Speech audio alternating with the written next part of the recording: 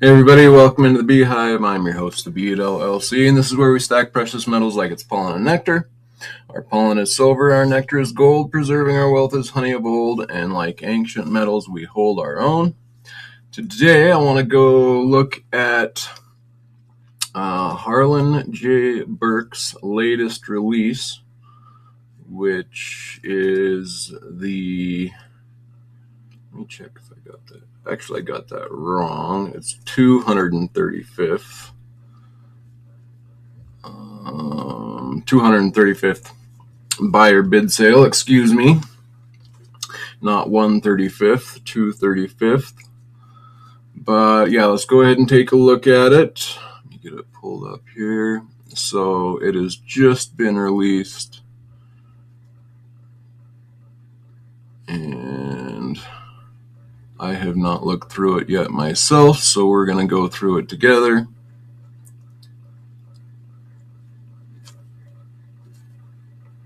And see what we got here. Okay, so 235th buyer bid sale. And we're going to go through it as they present it. A lot of times I come in here and I hit the filter right here. Oh, it's not showing. There it is. I hit the filter right here and sort it from highest price to lowest. That's generally what I do, but this time I'm going to go through as it is presented by them, their layout. So looks like we're starting off here with some electrum pieces from Ionia. This is a third stater or a trite. Does have a little bit of some sort of stamp on the front.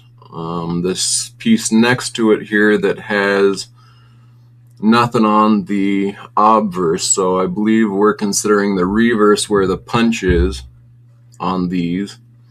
And for Aaron, he says he doesn't really consider these earliest pieces with nothing on them. It's just it was just kind of a blob. So it gets a stamp in the back into a rounded blob on the front with no markings. He waits till you get into these here on the left that has some type of marking, engraving, whatever you might consider this. A lot of times it's just lines coming across here. This one is a little unusual. But those are considered the first coins produced because there is some type of image on the obverse. So that's what we're looking at here. And on the right over here, we've got, this is an interesting, let's go in here and read what this one is, because we've got a unique punch on the back I've never seen with these strime marks. Usually it's just a couple boxes, one box with something in the box. As far as the punch is concerned, I'm not used to seeing that half a wheel look here. But also on this obverse, you have the normal lion in those early coinage from Croesus or whatever it is. And usually there's a bull on the right. I'm not sure if that is what that's supposed to be or not. But as you can see, there's a little box, a frame around the obverse picture there. And I'm not used to seeing that on these either. Let me jump in here and read a little bit about that. Welcome in, everybody. We got Mr. Happy Stacker. Good to see you. Joseph Lopez, Rockamas, Jake's Custom Parts, Think Differently 3000. Thanks for being here, everybody. Okay, so yeah, here we've got one of these early coins, and this one has an actual image on it. Wow, yeah, and we're getting back there on time-wise. So the earliest coins were considered to be minted at about 650 BC. So we're at 600 to 550 BC. So we're right at the beginning of coinage. And again, I'm not used to seeing this somewhat of a frame around this. I'm not sure if it's because it's large enough that it's seating the whole punch or stamp. Let's see what it says here. Ionia, Miletos, 600 to 550 BC, Hecate, 2.29 grams. It's the 129th variant, reverse NQs. This SNG Kayon 443 is probably a reference to some book or something, I'm not sure. Obverse, you have a lion reclining, head turned back within linear rectangle. Yeah, so it's within a linear rectangle. That's what I'm not used to seeing. On the reverse, the RX2 incuses, one containing a pellet on a stump, flanked by 2 smaller pellets, the other 6 lines radiating from a pellet attached to a stump. HJB 203 in 2018, and XCNG 2012. Very fine. So yeah, this is kind of a unique one. And again, that rectangle there is what's so uncommon for me. Okay, I see what it is. So this is just a line. I kind of see it now. This is the body of the lion, evidently, and his head's kind of turned back, looking behind him, and roaring, if I'm getting it right there. Kind of interesting. Let's go back here, see what more we've got as we move down. Of course, this is the Kingdom of Lydia stater. It's a 12 stater. This is the lion with what was once mistaken as a wart on the forehead. Now it's pretty much understood to be a sun, as a lot of these have radiating lines coming out of that round ball above the forehead of the lion there. Sometimes it'll have radiating lines, which makes it definitely be a sun. Some of them, they were a little more connected to the forehead without the radiating lines. I think that's where the wart on the forehead idea came from.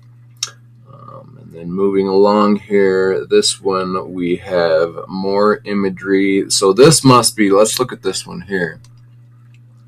This is kind of interesting because this is a very early depiction. Let's see what years we get. So 500 to 450, an early coin. And here you have, most likely this is going to be Hercules with a lion headdress. So that's an early lion headdress. Let's see here. Yep, head of Hercules wearing a lion skin. And on this reverse, what I find cool about this is the swastika punch look on the reverse of these coins. This one has an extra line in there, but often these are just very much look like a swastika punched into the reverse of this coin. I think at the time they were guessing that its meaning was more related to movement, is what I've heard, but I am not sure. Same with the trisglyphs. Not sure if that's the case or not, but it is very interesting.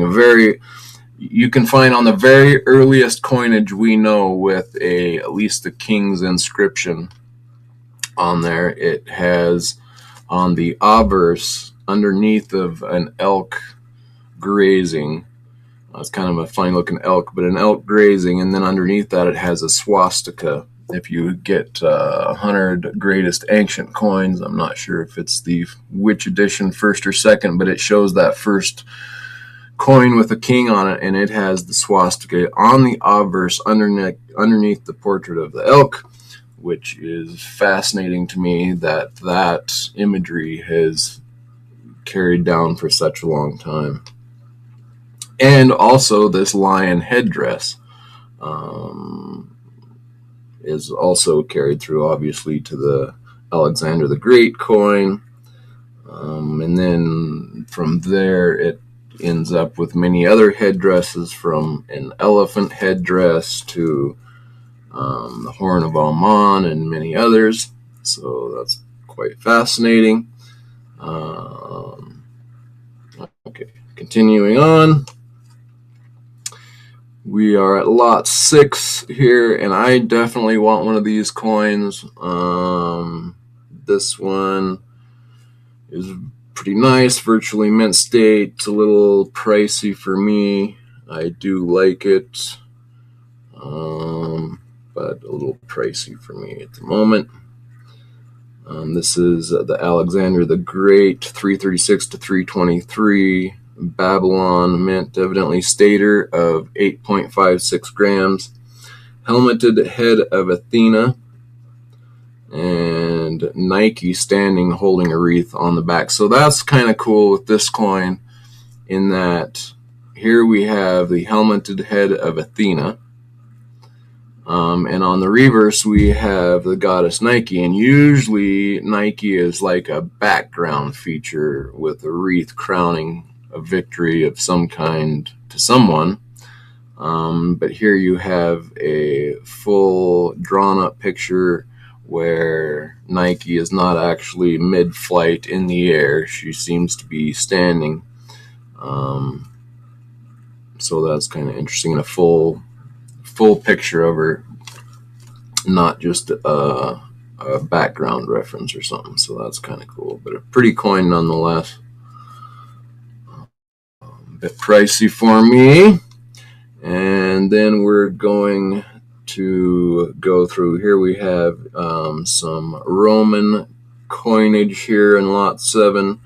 Septimius Severus Aureus coin, has some holes, looks to be probably put on a necklace at some point. And then lot 8 through quite a few here, we get into the Byzantine coinage. If anyone is into the Byzantine art, how much, Jake says, how much is it? Which one are you talking? The Alexander the Great gold stater is $7,250. And the way these buyer bid sales work is when this first gets launched, like it got today, it just got launched here, and they'll have their list price or buy it now price. And so while the first part of this auction is running, if you want to buy that coin at the list price, you can buy it now at that list price. If you think that it's priced too high, then you can wait till the end of the sale, and towards the end of the sale, last week or 2 or 3, I'm not sure the exact time he puts on it. I think it varies a little bit. Towards the end of the sale, if no one has bought that coin, if it was priced a little high and no one's picking it up, you can wait, and he will put up a reduced price and open it up to bidding during the last few weeks of the auction. So you can put in your low bid, and if it's the highest bid but in an acceptable range, then you can get it at that lower price. But if you put in a low bid and they accept it, and then someone else sees the low bid that you have there, they will have the next acceptable bid, and someone can bid over your low bid, raising it all the way up until someone just buys it at the buy it now price, if it becomes a bidding war. Or if you're the only one that bid at it at that low price, then if no one else bids on it, then you will win the coin or buy the coin at the finale of the buyer bid sale. So that's how he runs his buyer bid sales, which is kind of cool. And there's no buyer's fee. With most auction houses, there is a buyer's fee, and it's getting pretty high now, like 20 to 25%, depending on which auction house. So that can be quite pricey. So if you were at another auction house and you've seen this $7,250 for the Alexander the Great gold coin, gold stater, you would want to add probably 22%, depending on the auction house, to that price. With the Harlan J. Burke sales, it is just the price listed. And again, if no one buys it in the first part of the sale, then you can get it at a reduced price towards the end. Okay, but now we're going to have a section here of Byzantine coins. It looks like I do not really get into the Byzantine coins, we'll quickly glance through them here. If something stands out or you guys want to see something, holler. So yeah, we started out here. This is a Roman coin, so this is going to be probably closer to 100 to 200 AD, 193 to 211 AD. So this is what I consider a Rome 209 210 AD.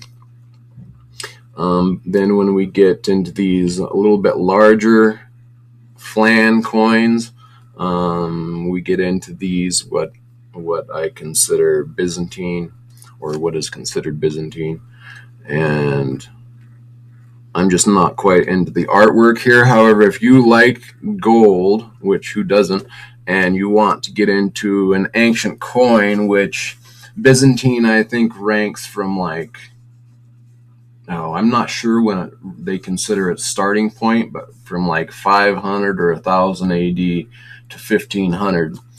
I'm thinking probably 500 to 1500, somewhere in there is the Byzantine range, and you can, at least you could.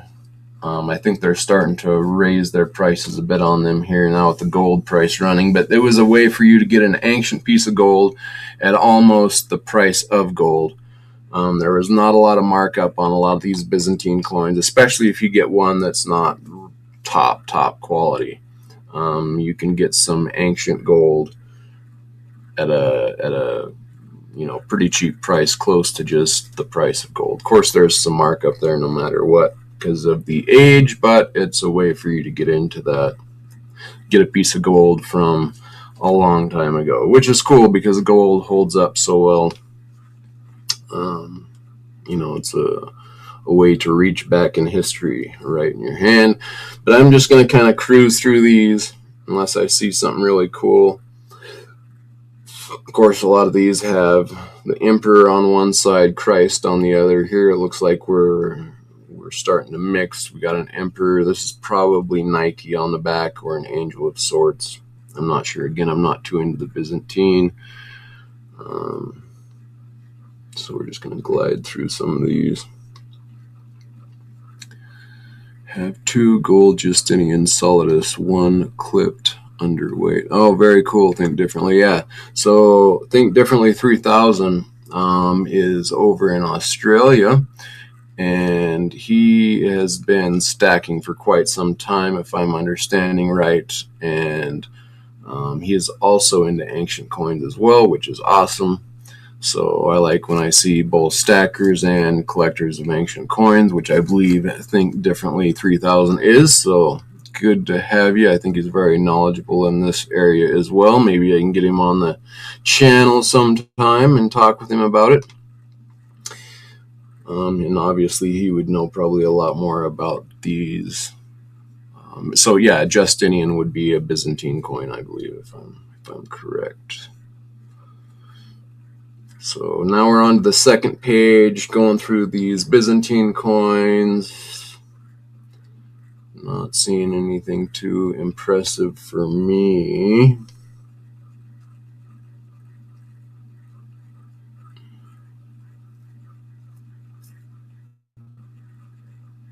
Okay, here's one. I believe this one over here, the Nicephorus, I don't know. Half Tetarteron.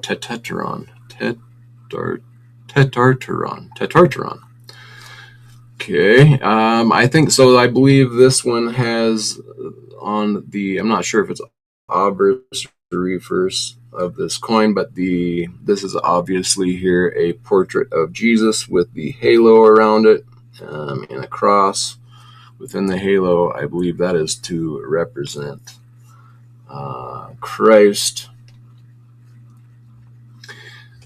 So a lot of people like these coins for that reason. Again, for me, it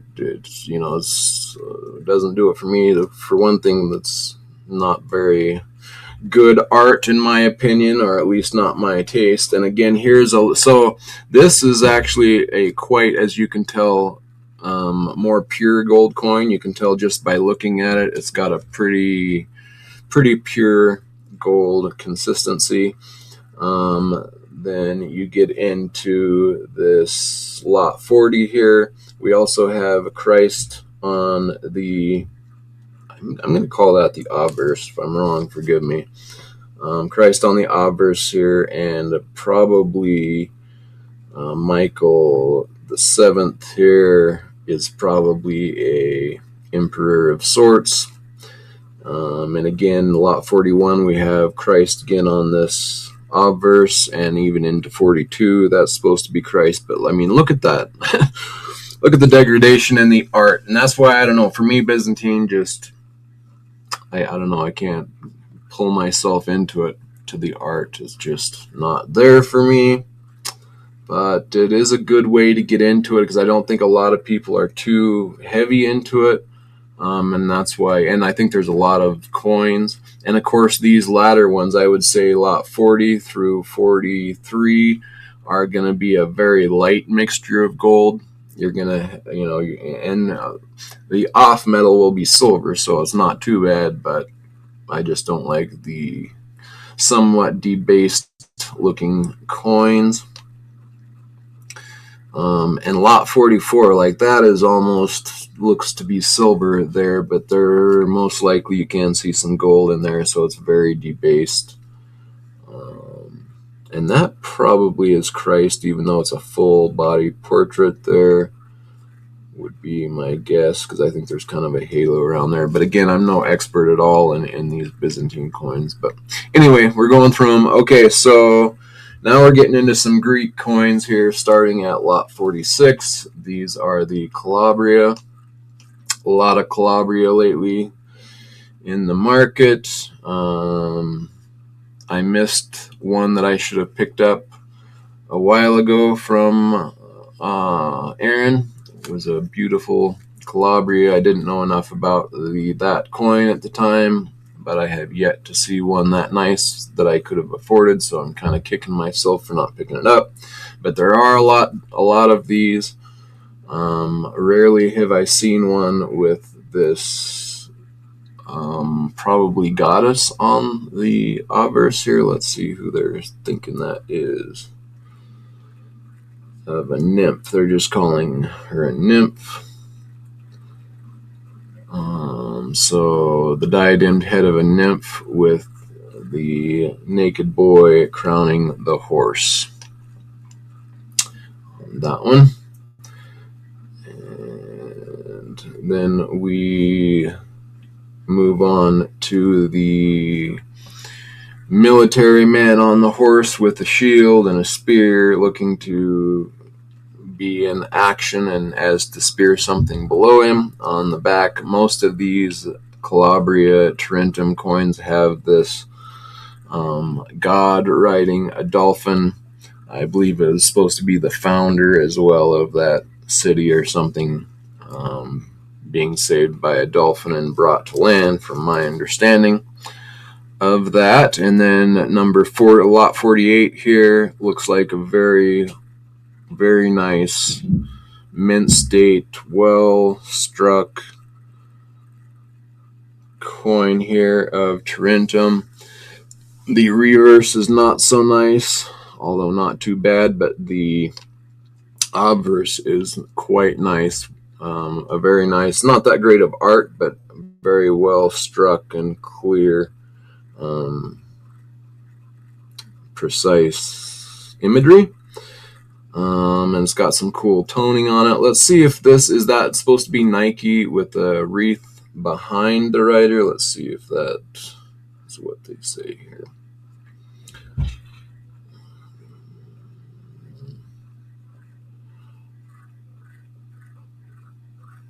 No, they're just saying that the naked youth holding filleted palm frond on horse leaping. So that is not Nike. Okay, I can see that a little bit now. Okay, moving on. Another Tarentum, nothing too spectacular there. Okay, and then we to lot 50 here is a Lucania Metapontum. I like a lot of these Metapontum coins. In fact, I even kind of like this one.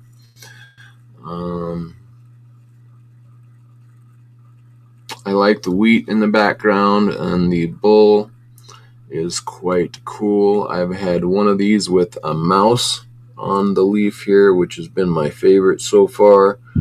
The full facing imagery here is a little different than I'm used to. It's a stator of 7.92 grams. Head of Demeter, so that is generally who is on this coin. Demeter, 3/4 facing, wreathed with grain. And then, of course, we have a barley ear with leaf and bucranium. That's a new word for me. Bucranium above leaf, but I believe that is a bull's head. Bucranium. That's a new one. 2024, Neville, 2024, and Tesson in the 1920s. So this would be a pre-1970 pedigree here, I think. Let me make sure I'm getting that right. Yeah, Exonville.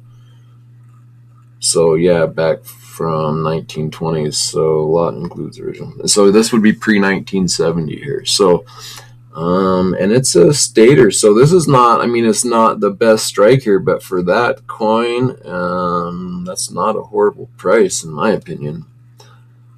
Not the best imagery, but priced well, I would say. It's kind of a cool coin. Moving along, we get to, okay, so here's 51. This one is very, I've been very excited about this coin when I first seen it. I seen a nicer example. I believe it was with C&G or one of those auction houses. But this is the first one I've seen come up in Harlan Burke's coinage. It looks like there is a little slight crack in the kind of at the forehead area there. I do not see it carrying into the back.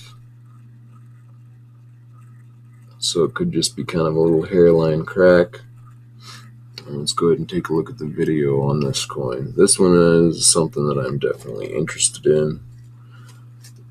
The one that I really wanted, I missed in the auction. I was an hour or two late on reaching out to Aaron, and the auction had closed up. It closed at the high price that I was willing to bid on it. So I probably would have put in another bid, but you know, that then the other person who bought it could have taken it to another step and I would have been out. So could I have gotten that coin? Possibly, but also possibly not. And it was a better strike. It had less wear on it. Here you can see some wear on the skilla. Why is this not loading? Refresh. Refresh-gia.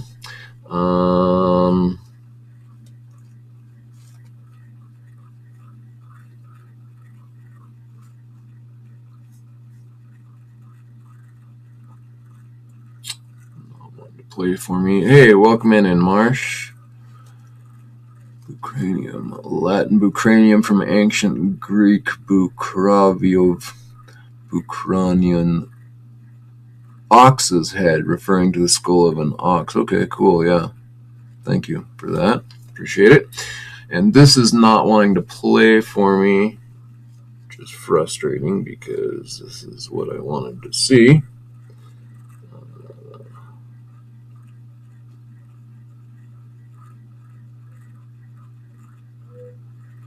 Got too many people trying to watch this video right now, probably. So that's the thing with this, the way they run their auctions.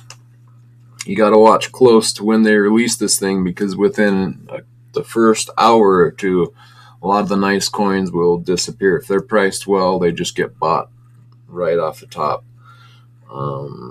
So you kind of got to be on your toes to catch some of the nice pieces, which this is probably one of them. I wish I had more knowledge on the pricing of it. However, the one that I wanted, which was in better shape, went for about $6,000, I think, 6,000, something like that. So this one, 4,000 roughly, a little under. Probably not too bad. It is pretty nice overall. Pretty decent artwork. Some of what I really liked about this coin was the, I think they call it a Scylla. Let's see what they're calling it here. Head of Athena wearing Attic helmet with Scylla. Yeah, so Scylla is this god here that's part water, part dog, part human. But you can see there's a little bit of wear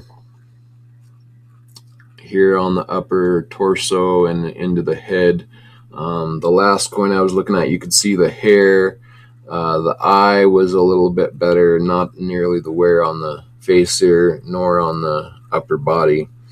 So that's where I'm seeing the most wear, and along the hair here, you could actually see in the other coin the lines of the hair. Here they'd been wore down to just kind of a matte. So there is a little bit of wear to this coin. They're just calling it extra fine. And it looks like it goes back to 2023. So it did come out of an NGC holder, or may still be in one. I don't see that it's mounted in there, but it was an NGC Choice Very Fine 5 of 5, 3 of 5 fine style. And it came out of Keystone on March of 2023. Let's see if this video wants to load for me yet.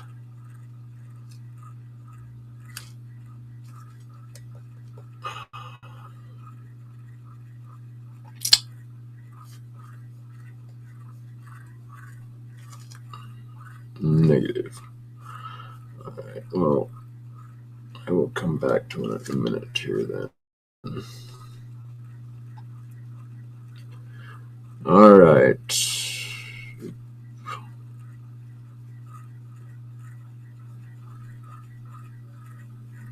Come back to it in a minute. Okay, so that was a double stater. Here we have a same coin design, but a tri-oval, pretty heavily worn. I like on this coin here, you can see on the bull it has this curled tail, which I kind of like the design of. It is missing on the reverse of the double stater, but the obverse is pretty well centered, and you get all the imagery. Again, it's just a bit worn, so not too bad. OC Omega Stacking 3, welcome in. Good to see you. Thanks for being here. Yeah, welcome in. Good to have you. Yes, indeed. Like, comment, subscribe, and share. Appreciate it. Thank you. Okay, so again, so this is a tri-oval, which is a very small coin. There you can see there's quite a bit of wear here, but it would be cool to pick up both of those coins. I would probably sell them as a package. But so you got Lucania, Thurium, 400 to 350 BC, a tri-oval, which is 1.06 grams, so basically 1 gram. Of course, we have a little 1 gram example here. Looks like I need to clean up my computer or something because it is not running very well. But so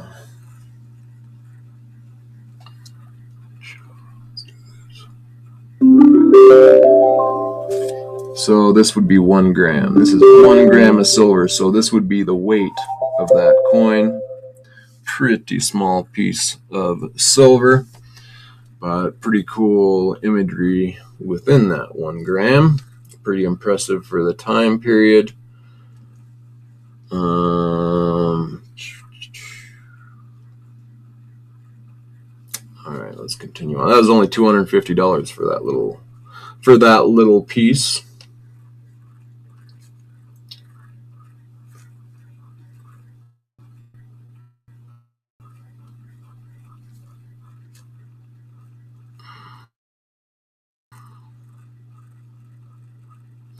Okay, moving on to lot 53. This is another Lucania Posidonia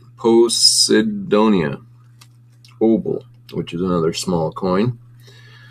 Pretty beat up. We're going to keep going here to lot 54 is a Brutium Terina Nomos, which is close to a stater but a bit smaller, I believe. This is a pretty cool looking coin. I've not seen this before. Oh, I appreciate you subscribing, LC. Thanks. You got a channel of your own? You're into stacking?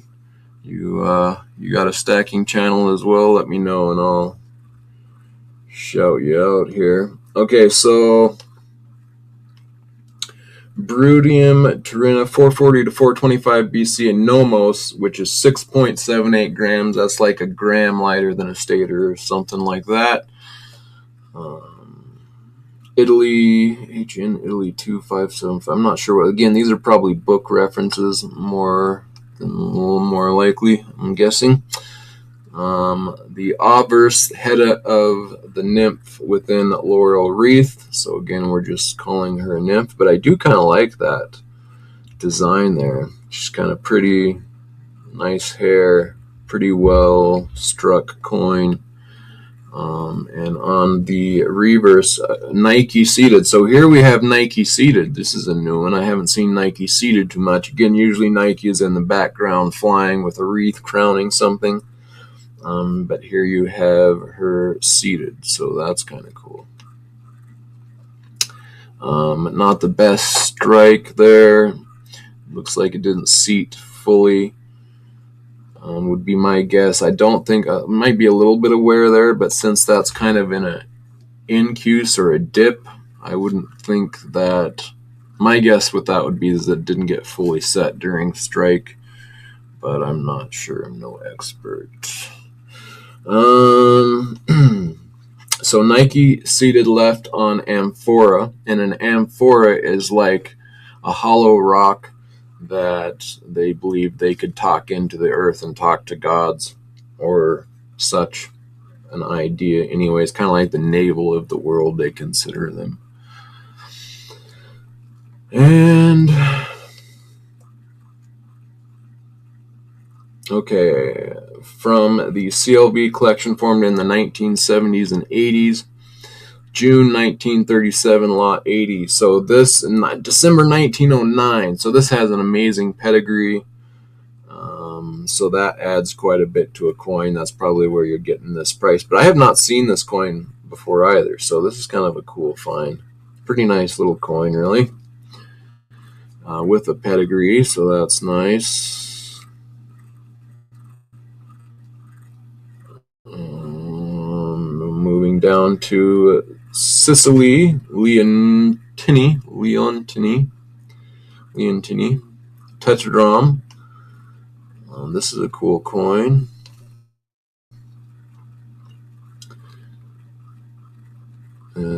Sicily, Leontini from 476 to 466 BC, tetradrachm of 16.87 grams, a little over half ounce. And on the obverse, we have a charioteer driving, walking quadriga. And then, so here's your example of Nike flying above, crowning the horses. So that's some pretty cool imagery. Not the best art, but not bad.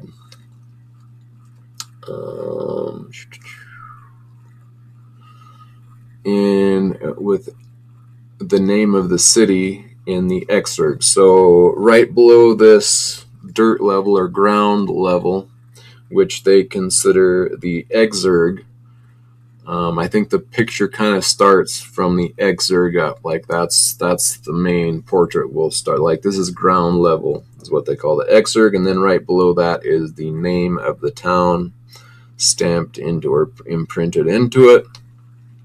It's pretty cool. On the reverse, we have the head of a lion.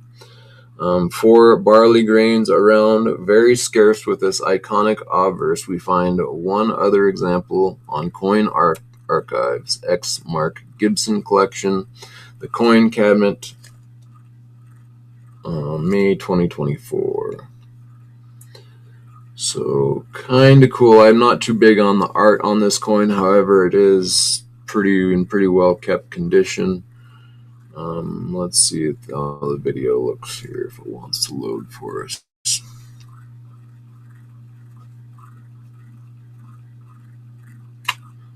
Wonder if I can, oh, we're not even looking at the, why didn't somebody yell at me? Not even looking at the coins here. Let me get back there. Sorry about that.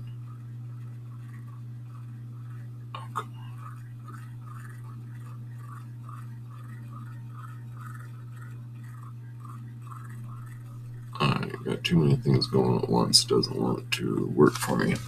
Okay, there we go. So this is the coin that I was looking at. You've got Nike overhead over this quadriga, crowning the horses, and the city below the exerg. Here's the exerg lying here under the horses. That's what I was referring to. And then on the reverse, we have the lion with the 4 barley kernels around it. I kind of like this coin. I don't really care too much for the art on this particular coin. The lion is usually quite a bit better done, in my opinion. But let's see what the video does here for me. I don't know why my videos are not playing at the moment. So we will continue on.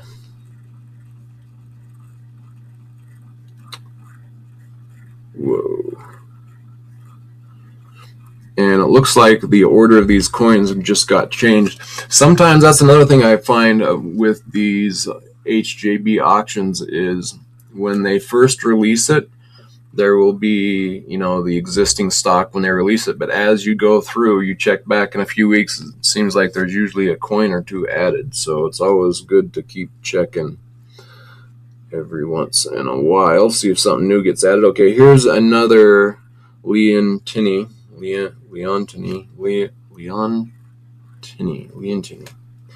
something like that. Lot 56. I like the line in this one a bit better. Still nothing spectacular. On the obverse is supposed to be Apollo.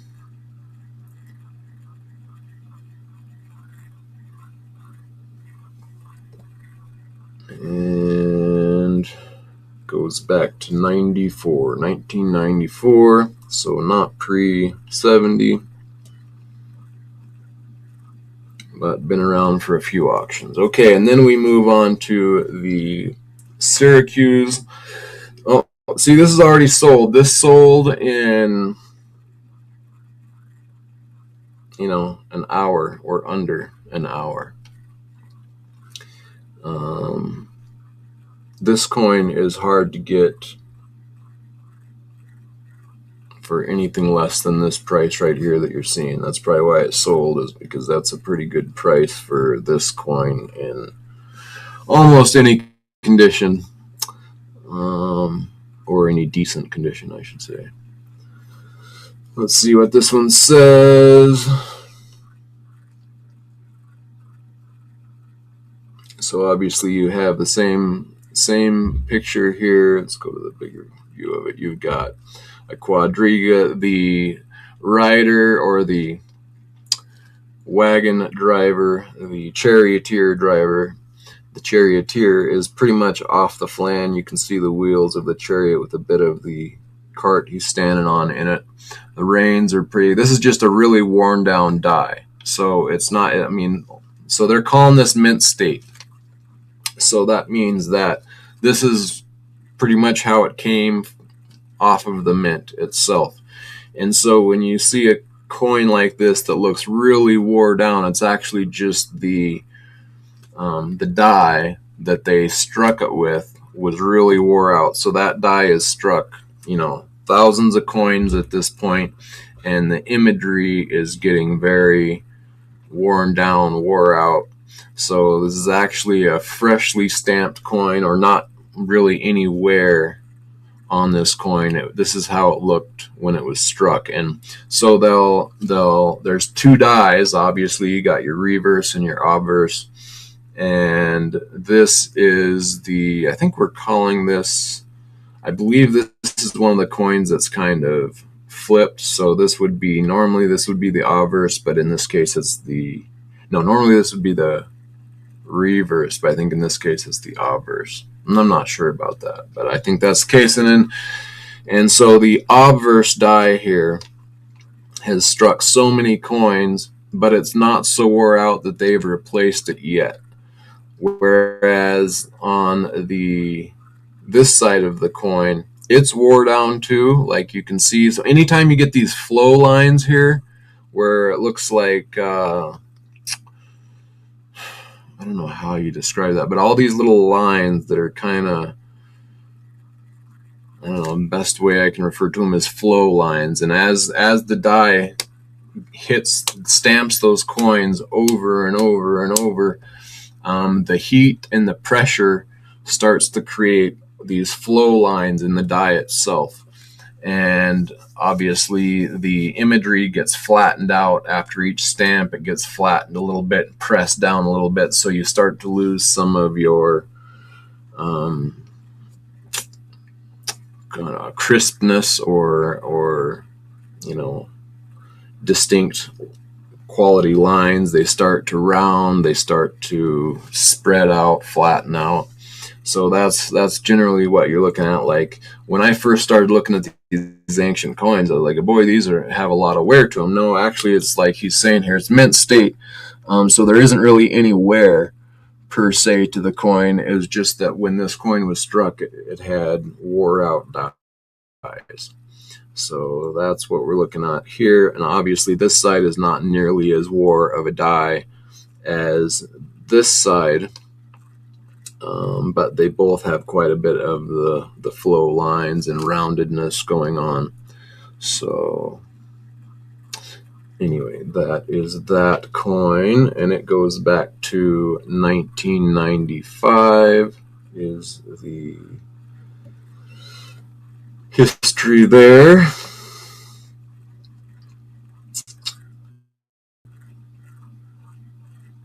And next up in the same line of coinage, this is another Sicily Syracusan tetradrachm.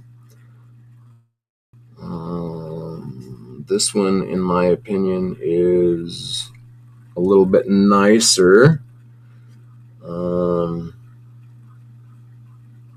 And that's weird. It's a little bit cheaper too. So let me go back. So, there's different reasons why some of these coins fetch a higher value. It could be from so this one's 4,750, and the next one is 3,250. I believe this lot 58, the cheaper of the two, has a much better, well, I wouldn't say better art on the dolphin side. On the nymph side, the art is better on the more expensive coin, but the die wear is much less on the cheaper lot 58 coin here, and the die is way better on the quadriga side of the coin. So that's interesting. They're calling it toned, good, very fine. So you've got Nike crowning the horses, pretty clear, vivid imagery. Down below you have I believe like a water serpent of sorts. Let's see what they call this. On the obverse, we have a charioteer driving slow quadriga, Nike flying, crowning horses, Katos and Exerg. So that must be this thing here, this serpent-looking thing they're calling Katos in Exurg. And then on the reverse, we have head of Arethusa wearing pearl diadem, earrings, and necklace, 4 dolphins, and Syracusian around the edges. X Mark Gibson collection in 2024 with the earliest going all the way back to 1945 tone. So see, there's several things that I'm surprised looking at these 2 different tetradrachms from Syracuse. This one has a pre-1970 pedigree all the way back to 1945 and has better, definitely much better dyes, much cleaner dyes. I don't think the art on the Arethusa is quite as good as the previous coin, but much better dye work, much cleaner coin, and it has a pedigree, and it's $1,000 less. So that's interesting to me.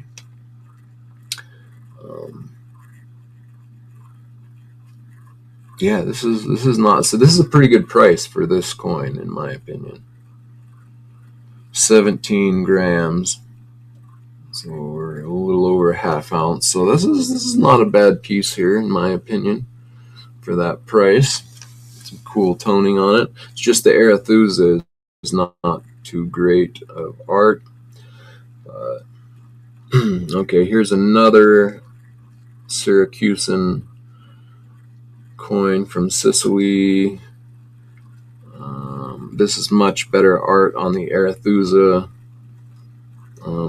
Better art on the Quadriga side horses. The dyes are a bit wore on this side, and a bit of wear to the coin as well, I would say. Good, very fine's what they're grading it.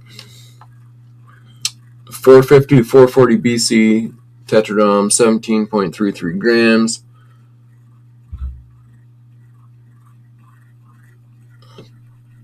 Walking Quadriga, holding Kintron and reins. Oh, it must be like a whip or something. A Kintron and reins. I don't know what a Kintron is. Nike above, holding out wreath towards the horses. Again, as usual. Head of on the reverse, we have the head of Arethusa wearing earrings and necklace, 4 dolphins around. And we get back to 1995 is the oldest pedigree, so not pre-70 here. So these are some, fairly wore-down examples. These are on the lower side of your price range for what I've seen on these. So let's see if our videos are working for us yet. Videos always look much better than the pictures.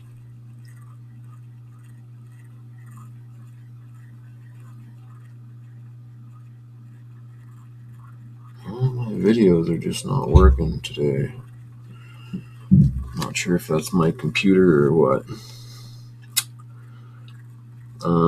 And then moving on, we have Carthaginians in Sicily. So this must be when that Carthaginian, what's his name, came over to Rome and started kicking everybody's butt in their own country. What was his name? Can't think of it off the top of my head. Let's see if it says anything about it here. But I like, look at this Quadriga, whereas the last ones you had walking Quadriga, 2 mules or horses. Here you have 4 horses running or moving quickly. It's not the best art. It's kind of repetitive here. You can see the horses are doing, like, all of the legs are kind of doing the same thing, which is not that great. A lot of the really good art, it's, each horse is doing its kind of its own thing. Here is just a lot of repetitive imagery, which isn't as good in my opinion. I do like the face of the Arethusas, not too bad at all, but not that great either. They're calling this a prancing quadriga. Head of Tannet. Okay. So this is the head of Tannet on the reverse. That's interesting. Kore or Persephone. Wearing barley wreath, earring, and necklace. 3 dolphins around. And this goes back to 2011. Flat striking on goddess's hair. Yeah. So this probably didn't get seated all the way in to get all the definition. Is most likely what that's referring to.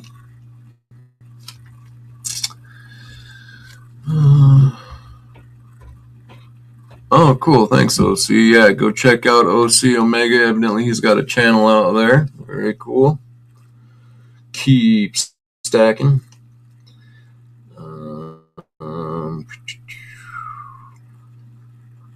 Alright, so then we are moving out of the Sicily, and we're into lot 61, which is an Alexander the Great tetradrachm. Nothing too special looking about this coin.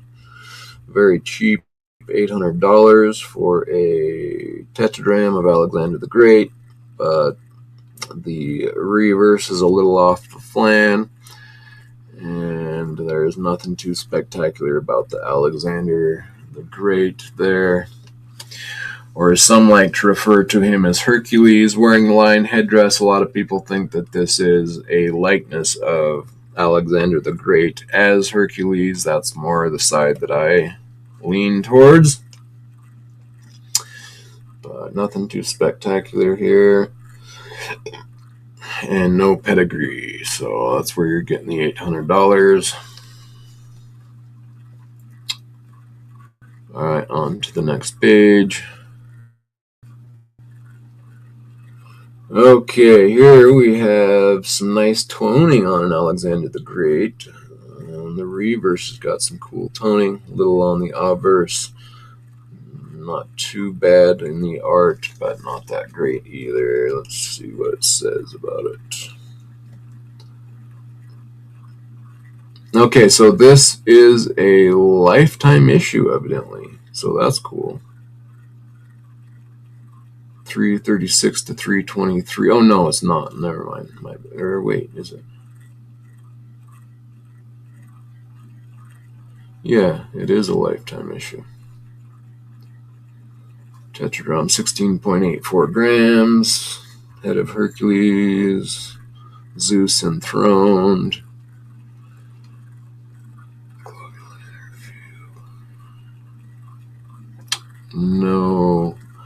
No pedigree. It's got some of the pitting going on. Not that good of artwork on the obverse, and the Zeus is not too bad, but not that great. Cool toning on it. Pretty good strike on that reverse. Like the definition is a good strike. They're calling this mint state, so there's no wear on this really. And I like that it has I like on the reverse that it has the bells on these thrones. I like it when there's these lines on the ball footing. I think it's pretty cool. All right, moving on. A few more Alexander the Greats. Nothing that I see jumping out at me that I'm too excited about. I've already got an Alexander the Great tetradrachm, so I'm pretty picky at this point.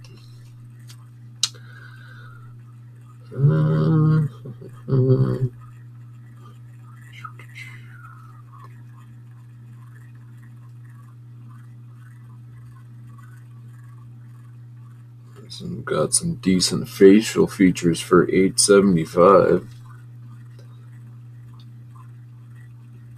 Man, a lot of Alexander the Greats in this one. Ooh, look at that ugliness there. That is a horrible headdress on that one. This one as well. All of these not too impressive for me. I don't know why. Obviously you had a collector here of Alexander the Great. It's probably collecting the different mints or something. But I mostly go after art or something unique.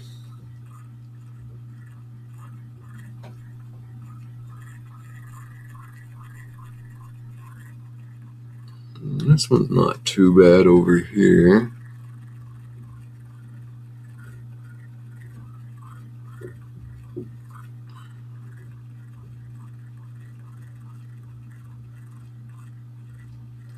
And then you get into the later Alexander the Greats. The flans get big, and there's a lot of flat flan with no imagery on it in the latter ones here. It's kind of interesting. This one's got a pretty good reverse. Calling this one Mint State. Some cool toning on the obverse. Not too bad of art, nothing spectacular. I do kind of like the reverse. The Zeus on this one is pretty good. It's got a nice footstool there. That's kind of cool. Kind of unique. Kind of like this reverse. It's kind of cool. Kind of unique. Pretty decent art. Looks pretty ripped. Good proportions. I kind of like this reverse, to be honest. Toned 2023 is the pedigree, no pre-70 pedigree. Kind of a cool coin there.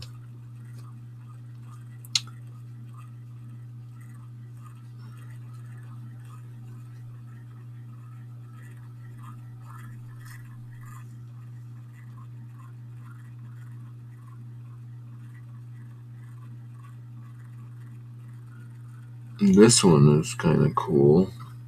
$5,000 Mint State.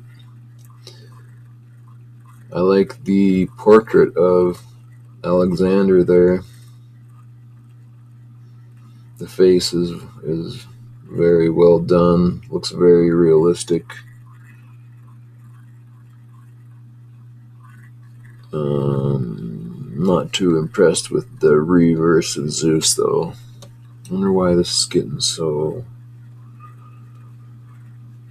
pricey. So this is a Ptolemy struck in Memphis. So Egyptian, I guess. So that's probably adding a little bit here. 322 to 321 BC.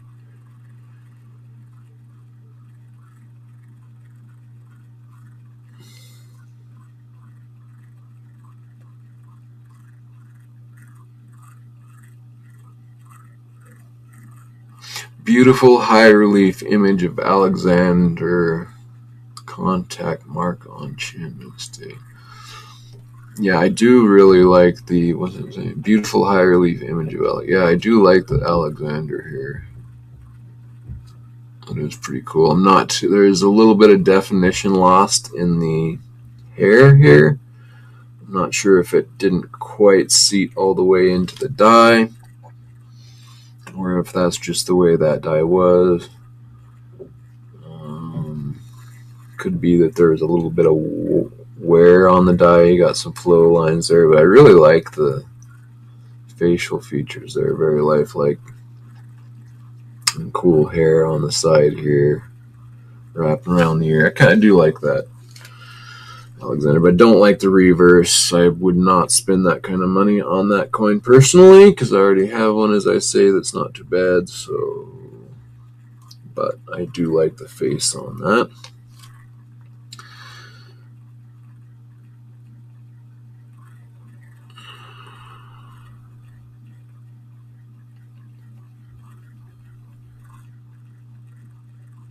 And then we move from the tetradrachms here down to the drachms. Here we have a dram of Alexander the Great. So a tetradrachm is 4 drachms. So this is a fourth of what a tetradrachm would be in size and weight.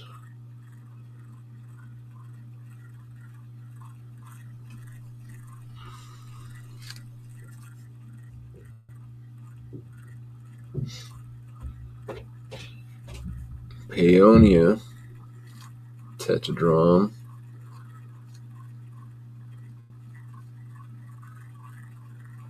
Interesting coin. You got Hercules and the lion here.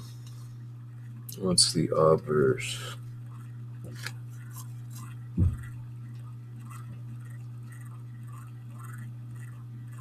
Head of Zeus.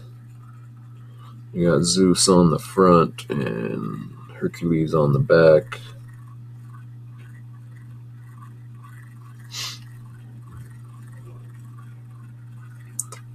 $3,800.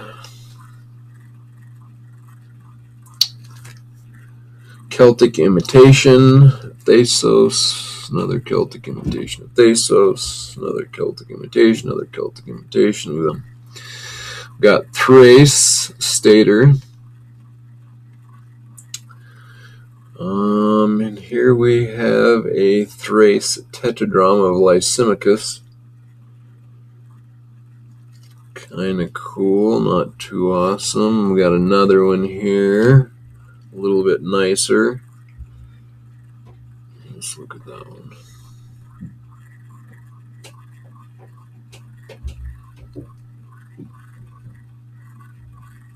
The Alexander wearing the horn of Armon is kind of the nice piece of part of this coin. No pedigree. Nothing too spectacular. And then lot 100, another Thrace. Nothing too spectacular. The Arcanania Stater. I kind of like this bullhead, but it's pretty wore down on this coin. Okay, see, here's one I was wanting to look at, and it's already sold. I should, before I make this video and I miss out on all the good stuff. So here's a very nice coin. I probably would have picked this up myself. Pretty expensive for a drum, but I really do like the obverse here on this one. I might have picked that up as well. That was a nice buy by somebody, but it's already gone.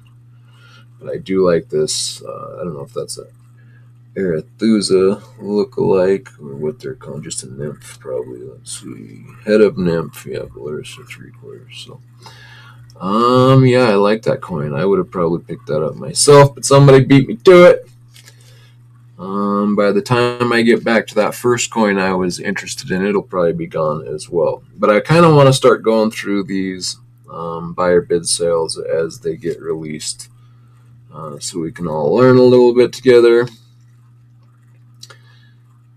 Alright, and then we've got an imitation Illyria. Dyrrhachium? Drum.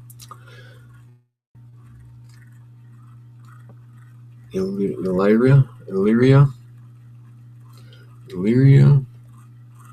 Boeotia, Thebes Stater. That's kind of a unique looking reverse there on a Thebes. I'm not used to seeing. Woo, 5,000. Something special about that one. Mint State.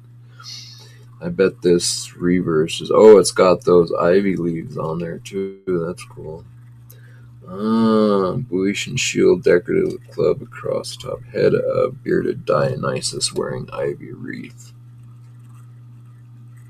Cool. Dionysus wearing an ivy wreath.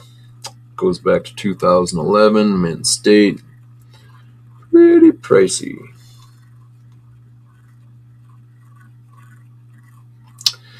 And we continue with the Boeotia. I like this one. This one's very clean. A lot more common, evidently. But very clean looking piece. mint state. Ivy leaves coming out of the vase, $2,000. Kind of cool. Okay, then we get into the old style Athenian. It's probably a tetradrachm. The old style. It's a pretty cool piece. Let's read about it. So the obverse, head of Athena, wearing Attic helmet with crest. On the reverse, we have an owl, head facing upper left field, olive sprig with 3 leaves. Last issue of the Civic Mint before the Persian Wars. This is 495 to 492 BC. Exact type of 445 BC, but without the crescent moon. This coin is no doubt the last of the patroned Civic Mint issue, struck just before the Persian War. This coin marks the end of the Civic Mint patterns. Had the Persian War not begun, this very design, missing the crescent moon, would have continued to be used for hundreds of years after 450 BC. Huh, interesting. Kind of cool. 13,500 out of my price range. And then we get into the regular Attic designs. The owl. This is a pretty good looking owl here in this one.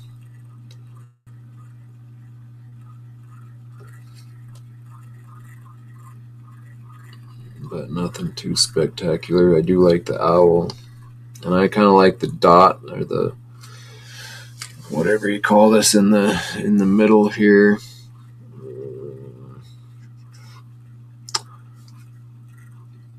I think they have a certain name for that has slipped my mind at the moment.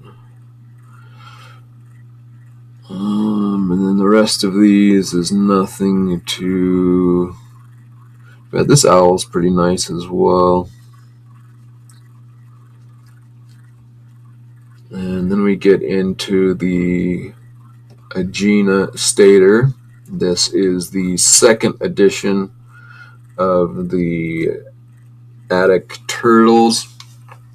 The first one just has a row of dots down the center of the shell. So the very first sea turtle issue only has the dots down the middle. I believe the second design, if I have it right, has a dot on each side of the center row. I have one quite like this piece here. A little bit different, but the second design anyway, if I have that right. And then we have an imitation tetradrachm, probably by the Celtic tribes around, from my understanding.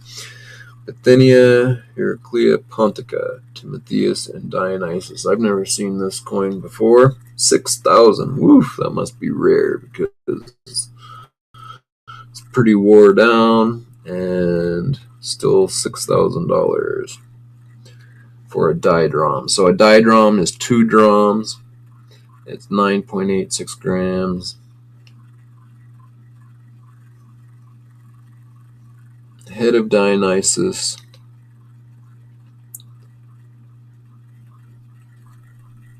Thyrsus over shoulder. I'm not sure what that is. Thyrsus over shoulder.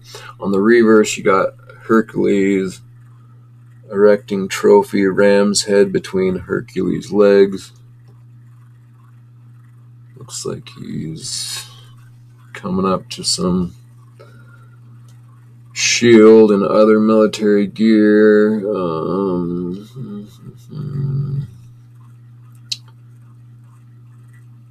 This one goes back to 1896. Woo, this one's got a pedigree. That's where some of that price tag's coming from. A scarce coin with a distinguished pedigree from the William Stancomb, William Boyne, and the Metropolitan Museum of Art Collection. Very fine. All right.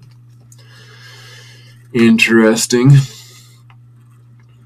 Up next, we have Mithridates, Pretty wore out looking coin. Here we have a B, Ionia Ephesus. I like the B coins. What is this, a drum? Yep. 500 to 420 BC, so this is an early Ephesus coin. A drum, a 3.29 grams. B with curved wings, quadripartite NQ square. Quadripartite NQ square, if you didn't know what that was, a quadripartite. And it looks like this goes back to 1988. Wonderfully complete design, especially difficult on this odd flan. 1250. Cool. And it's got a lot of the name. Usually it's just an E and an F for Ephesus. This has EFESI. Looks like even maybe more down here. Ephesus. Perhaps full engraving of the city's name.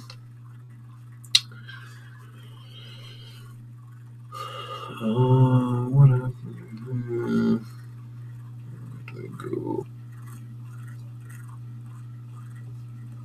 And then you got a bunch of tetradrachms.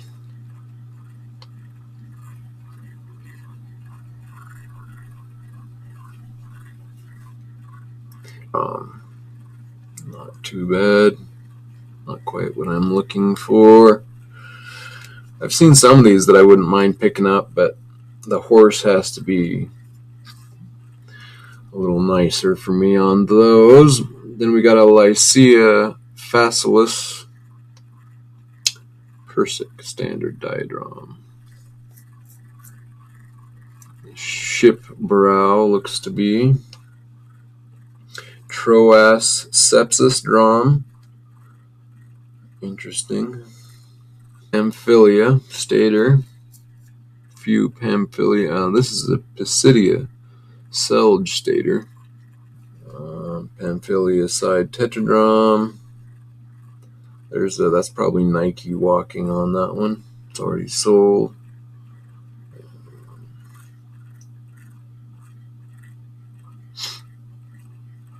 There's the Seleucid the First here. Kind of looking for one of these, but that one's not quite what I'm looking for. This looks like Seleucus the Third or Antiochus the Third.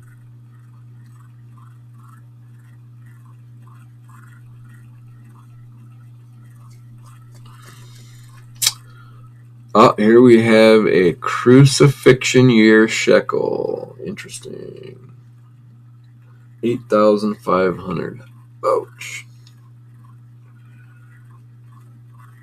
Phoenicia Tyre crucifixion year. So these are the coins that they would put in the Jerusalem temple for their yearly payment. Every male had to put in a half a shekel.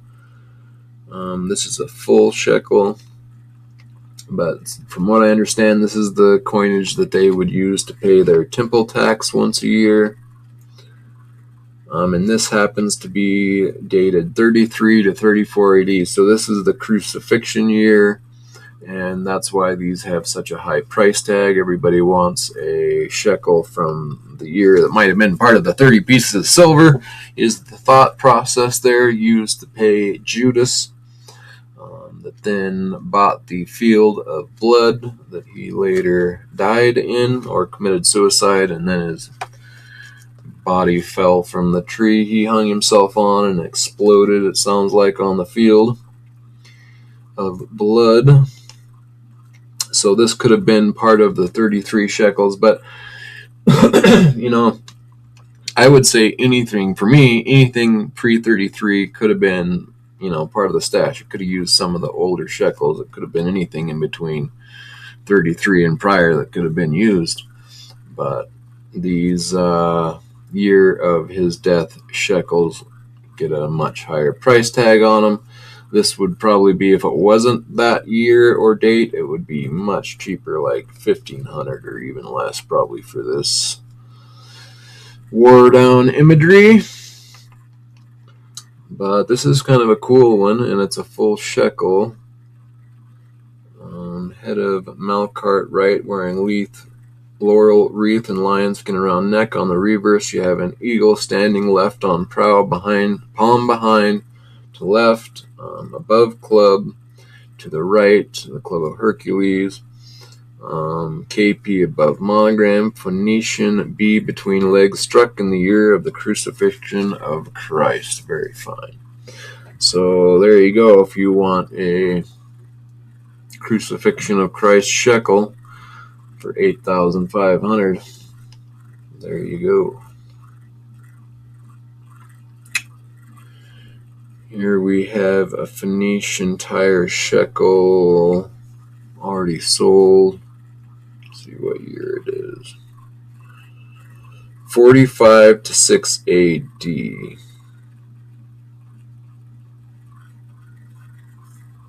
So a little prior. Then moving on, you have a Judea Yehud under Persian rule, hemiobal.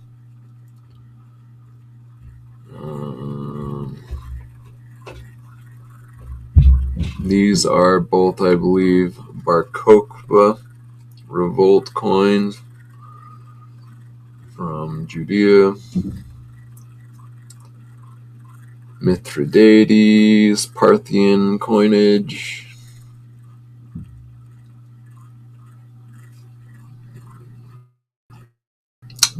Moving along.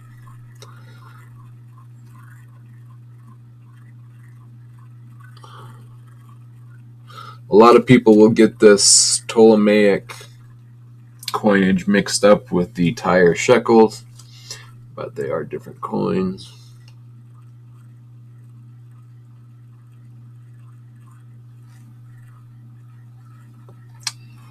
West Texas, welcome in, Rock Moss. Good to see you.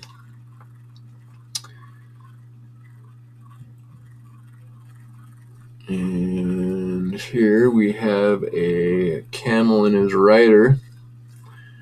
Need to send one of these to International Stacker. And here we have a Julius Caesar. I was thinking about this coin too, but it's already sold. That's the thing, man. This just got released like an hour ago, and you got to be quick. You know, like me making this video, going through all these coins, I'm going to lose out on all the good stuff. It'll be gone by the time I'm done with this video. But that's a nice looking Julius Caesar denarius. Very nice. One of the nicer ones I've seen, actually. And for that price, I would have bought that as well. So that was a good pickup by somebody. There's a Julius Caesar denarius, wore down very harshly for $650.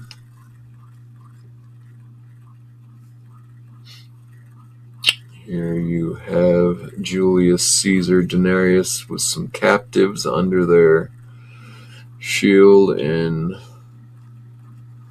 military garb. Cleopatra and Mark Antony both on one coin there. Those are kind of cool. 1800, pretty wore down.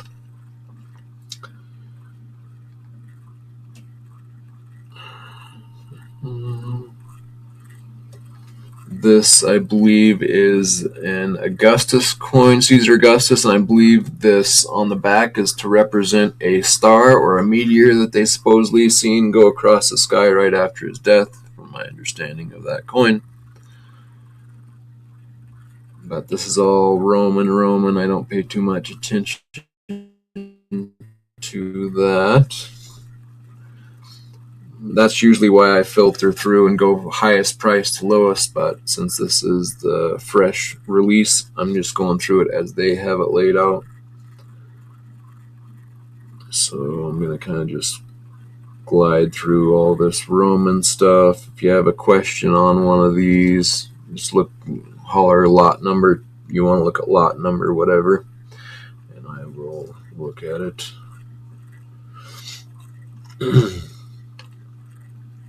This is a nice Trajan coin. Another nice Trajan coin.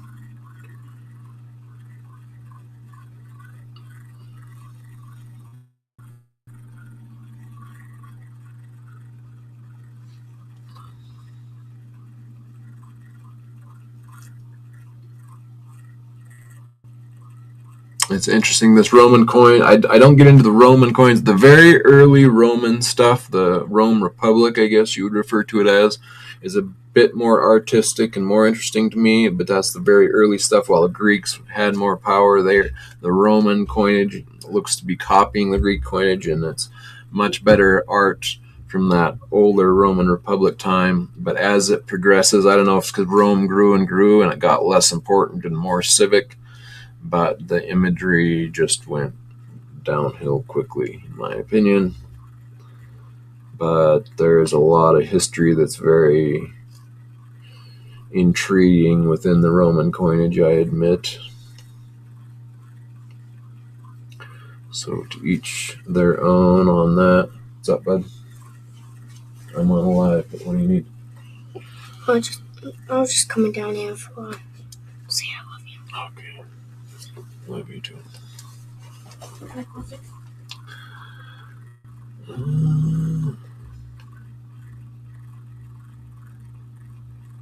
Oh, here we have some widow's mites. Bunch of widow's mites.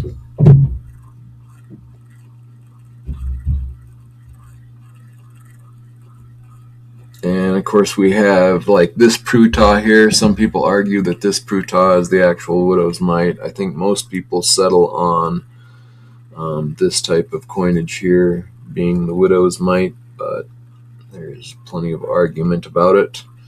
Prutah could have been any of these, could have been the widow's mites. Here's an early Judea Bar Kokhba revolt coin. I have one of these. Cranky Stacker sent me. It's actually a very, very nice condition Bar Kokhba middle bronze coin like that.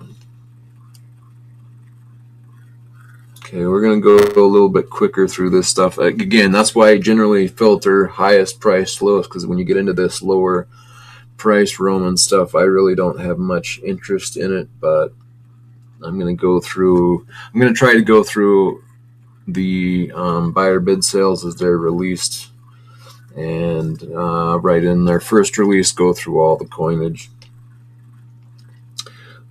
To more familiarize myself with it, along with anybody else that's interested. But this is all Roman bronze or debased silver, like this Geta denarius.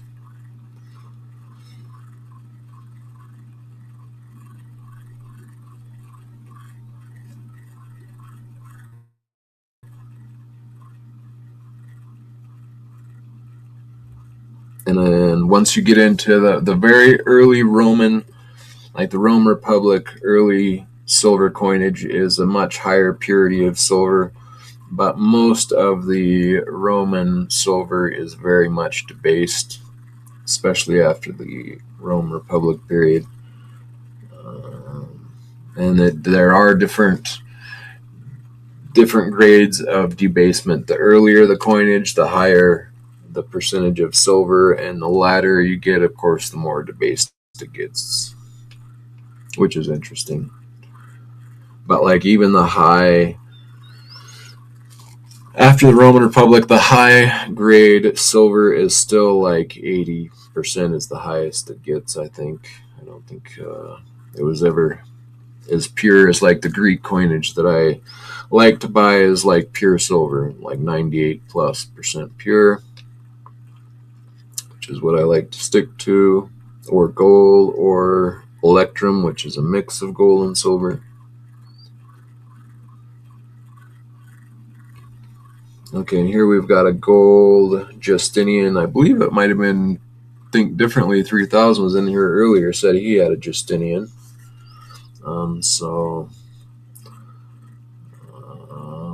That one's already sold for $450. So there's, you could have got a gold Justinian coin for $450, and you're holding a piece of ancient gold coin here. That's what I was mentioning earlier. Like, that's a way to get into ancient gold, is to get into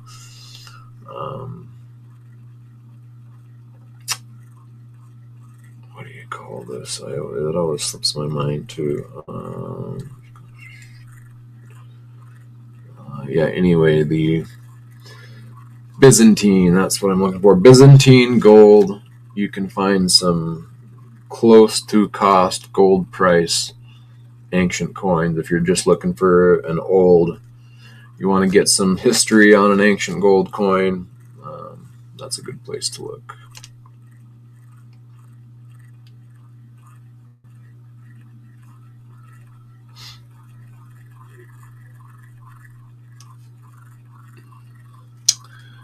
And oh, hey, good to see you, 3D. I'm gonna be reaching out. We need to talk to you about some stuff. I'm gonna be trying to get a hold of you here in a while.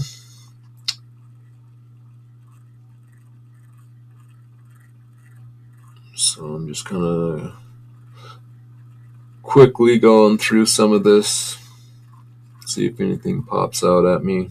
Then I'll see if I can go play that coin that I'm actually interested in getting, if it's not already sold by the time I get back there. And we'll see if I can get the video to play on it. And I think, well, I shouldn't say that. I guess I don't know. Like, I think that's, well, I'm not even going to say that. Well, I think this one, at least over here, with this halo around it, I think that's supposed to be Christ. And this would be supposed to be Christ. This is supposed to be Christ, I think. So, like, you can get a coin with Christ's portrait. Now, I don't think it's anything representative. It looks like a kid's drawing, or worse on some of them. But cool nonetheless. They're kind of wafer-like, and they're kind of hollow or bent, or how I don't know. You got a cupping to them. It's kind of cool.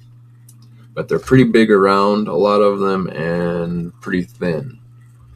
Kind of a unique looking coinage.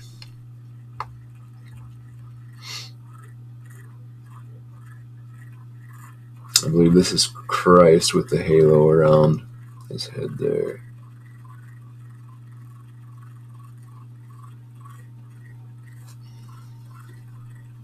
But those were what, like, 400 years or 500 years, somewhere in there, after his death, where I believe it was Constantine declared Christianity legalized, or whatever, became part of the Catholic Church there. So obviously the portrait is well removed.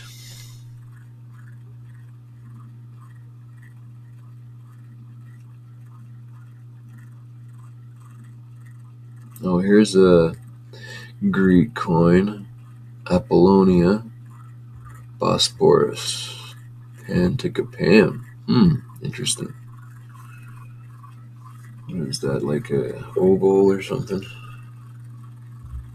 Dioval, 2 ovals. So di means 2, so dioval. That's still tiny. It's like 1.4 grams. Pantikapan. There's gold Pantikapan coins of certain kinds go for a ridiculous price. So here's some more Pantikapan, but they're bronze coins.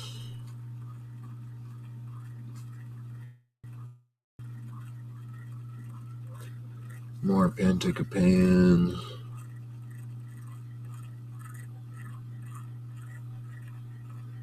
Another pan. There are some cool Pantikapan imagery coins here and there.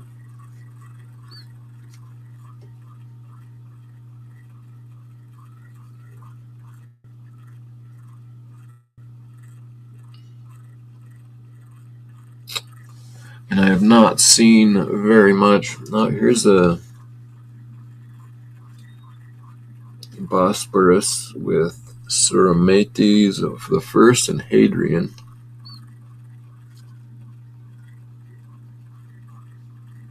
Gold coin already sold.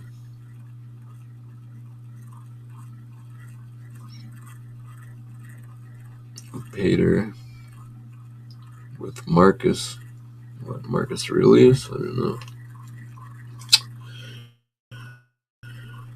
And we're winding up. I haven't seen any of the like pots and pans. I don't know where. Huh.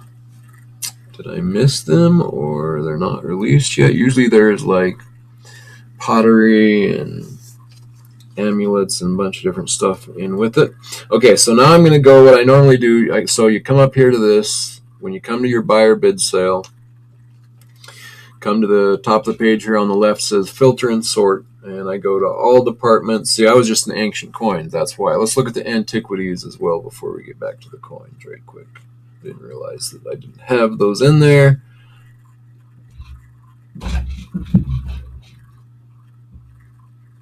And here are the antiquities for the 235 buyer bid sale. So both of these things I got to see in person when I was down in visiting Aaron Burke. And I got a little bit of video of both of these things. But this was a cool attic. They had just received this in and just bought this off somebody when I was there, along with some other cool knickknacks and goodies. That was pretty cool and impressive to see that in person.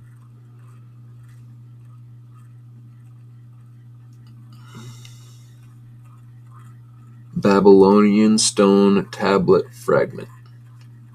That's cool. That's cool that you can buy little stuff like this. Egyptian alabaster jar.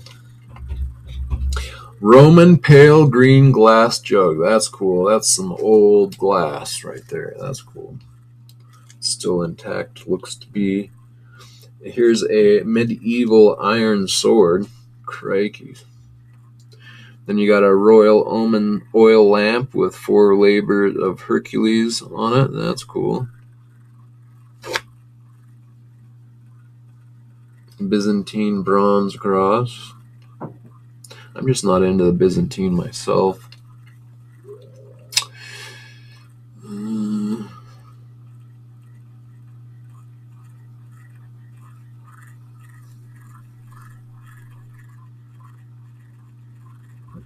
Egyptian dummy bronze offering jar. Roman glass double unguentarium. I don't know what that is. Villanovan bronze couple pendant. Phoenician electrum amphora pendant. Apulian skyphos with ladies of fashion. Greek, obviously. Roman oil lamp. Attic, Greece, shard. Roman oil lamp with Gothard. Pre-Columbian Costa Rica incised vase. Another oil lamp with an ostrich. That's pretty cool. Looks like it's had some heavy use, some soot on there still. Here's a Greek South Italian black glazed skyphos. Attic vase fragment. Another oil lamp. These are cool. So these are like little cylinders, Syrian cylinder seal. So it's this little, like, it's made out of like marble or some agate or rock or something. I seen some of these when I was down there, and they take like a clay, and now, in fact, I got to help Harlan J. Burke. He had me roll some of these clay balls for him.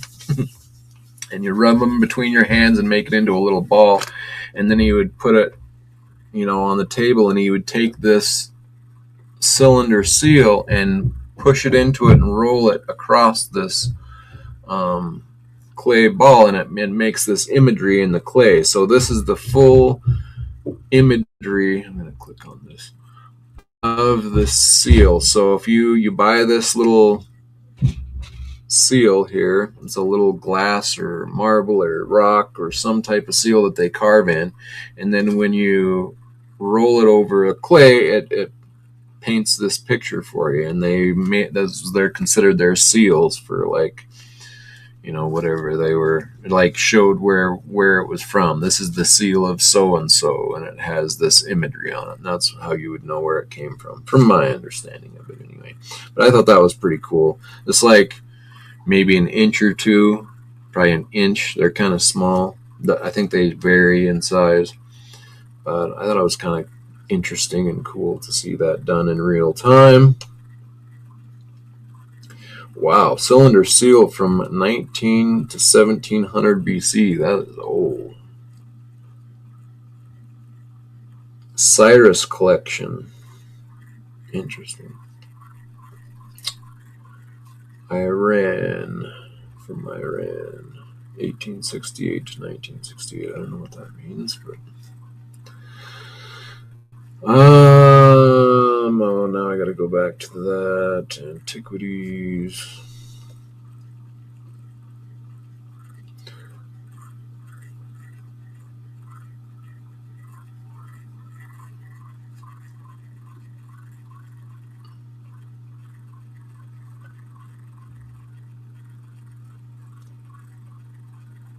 See, here's a little bit short. It's probably like a half-inch seal. It's not very big, but it just made... you can see the different imagery it makes. This is like a little bit taller, so you can get more imagery in there. Attic terracotta. There's lots of attic pottery, which I kind of like. I'm kind of really starting to fall for the attic pottery. It's like this black and reddish brown pottery.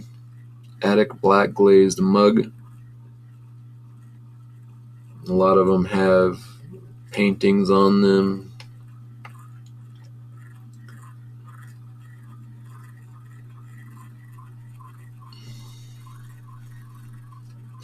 Oil lamp. Roman bone dice. These are kind of cool. These are bone dice from Rome. Let's see what year these are from. Roman bone dice. And actually, I think they're ivory, or a lot of them are ivory. And they get listed as being bone, but hey. Roman bone dice, a pair of small gaming cubes featuring circular ring and a dot pips on each side, 1 through 6, half-inch by half-inch, squared. Looks to be... that's pretty cool. Let's see if our video is working yet.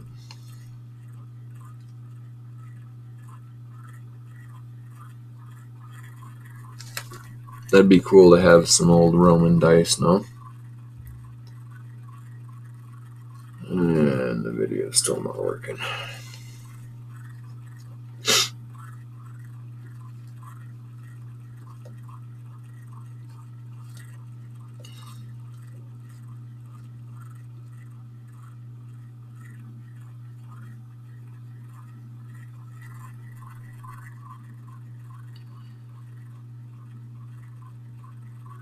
Marble war bracelets.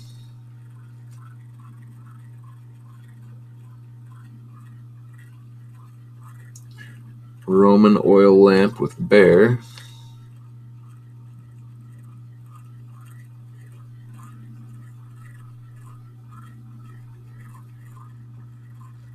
Egyptian steelite plaque, looks like of a duck. Egyptian blue stamped seal.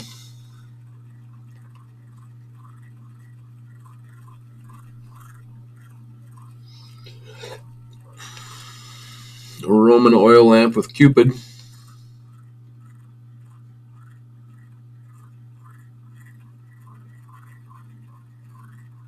Canaanite bronze figure.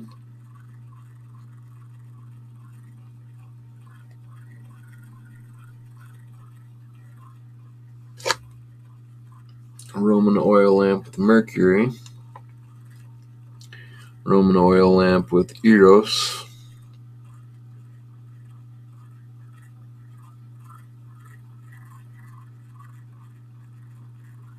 Medieval bronze archer's ring. These archer's rings are kind of cool. Must have wore this ring and had that to, pull your strings with, and that's kind of cool. Egyptian bronze Osiris. Alright, and that is it with some Roman glass vessels and a Holy Land terracotta jar already sold for 125 bucks. Okay, so now I'm going to go back to the coins. I'm going to go with ancient coins, and I'm going to go price. Lot order is how we just went through them all. I'm going to go, you can go lowest to highest, price lowest to highest. I always like to go price highest to lowest. Usually that's the more interesting aspects. You can do available inventory, sold inventory, or both. I do both, and you can do 30 per page up to 90. I'm going to do 90. Okay, and this should be most expensive down. Let's see what we got here. That's a cool. That is a cool paradise, right? The ring is slick. Yes. Okay, so now we are going from the highest price coinage down to the lowest. This Attic Athens tetradrachm. This is the early style. It is a tetradrachm. So actually, this is a quite nice coin right here. So it's not a bad price for it either, in my opinion. However, there are more old style Attic Athens tetradrachms coming on the market, Aaron said. So their price has fell a lot. They were bringing in even more than that, especially one in this condition.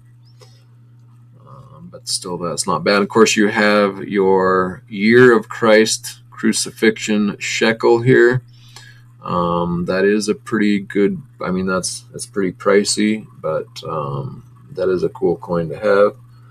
I have been wanting one of these Alexander the Great staters, but that's a hefty price tag for me. I think that's a little over my budget, but let's take a look at it. 311 to 305 BC.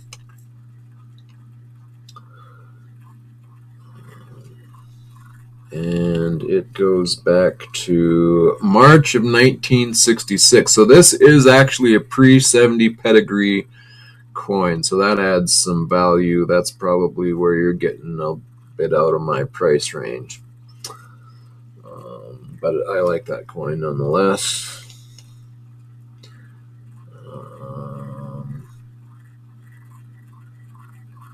Supposedly this is a very rare coin. I have never seen it before, and it is pretty pricey.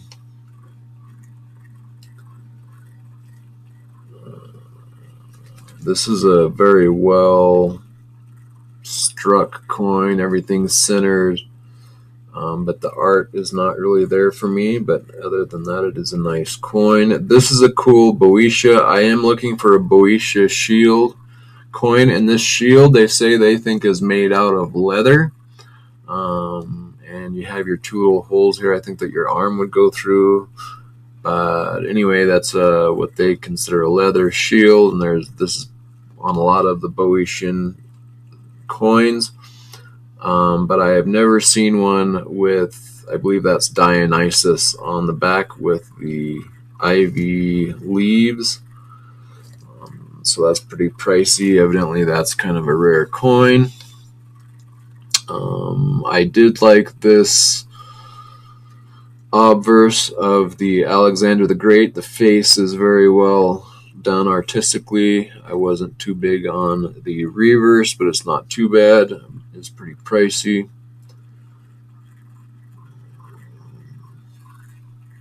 This, I think, is a cool coin, this Nomos Brudium Terina. I have not seen it before, but I do like the art on this coin. It's kind of cool. pretty rare. Okay, and so this is the coin that I am most interested at the moment in. Let's see if I can get this to play a video for me. I'm going to shut this off. See if that helps me.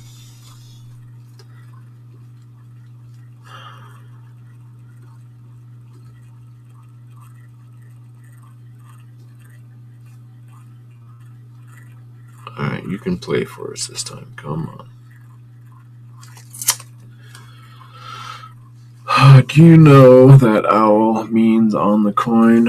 Well, I don't know officially what it means, but you know, that's kind of what's cool with these ancient coins is you can kind of, you know, with some of them, their meaning is much more defined and precise and understandable, whereas some of it is more imaginary and changes over time from what people think it is. They're the you know, everybody has some different ideas. The Attic Athens tetradrachm is like the most known coin worldwide, probably the most minted coin ever, almost. There was so many of those coins minted. Such a popular coin. I'm sure there's books written about the owl and all it represented. But for me, you look at that Attic Athens owl. So on your obverse, you have the goddess Athena, which was kind of a war goddess and protectionist goddess. And that was, in their temple, they had a big statue of Athena, and that was kind of their protector, their war goddess, their provider. And on the reverse, they had the owl. And, to me, I think the way I look at these is how I would like to think that they were viewing things, which I think they had back then a much more base connection with reality and nature. And so I think they, watched the wildlife much closer than we did, would have had a better understanding of the wildlife and the interaction it has with nature. And of course, the owl is very cool because, it has those great big eyes and it can see in the darks, which is like a superpower almost, right? Like that's something that we don't understand. We don't have that power or ability. And so I think that was kind of definitely something that they incorporated with the meaning of that owl, is that, we can see when we can see things other people can't see. We can see things that are hidden, that are in the dark, that get brought to light. And then it has that olive sprig on there, which of course for them was so much of their trade and sustenance, and a unique thing that they could control and provide, and kind of that connection with nature and how they were in unison with it. I mean, you could